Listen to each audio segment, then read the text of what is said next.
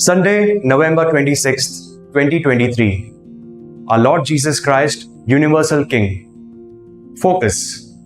Truly I say to you, as you did it to one of the least of these my brothers, you did it to me. There have been times when someone said to me, if I had known it was for you, I would gladly have helped and got your issue sorted out. It makes me wonder as to why, when it was anyway possible to redress the problem, it needed to be related to me personally. Jesus here is similarly referring to our reaction to human need. He is pleased when his people just cannot stop themselves from reaching out. An automatic reaction of a loving heart wherein we see every opportunity to help others as serving Jesus himself, and then act on it, especially with the helpless ones who can never repay us.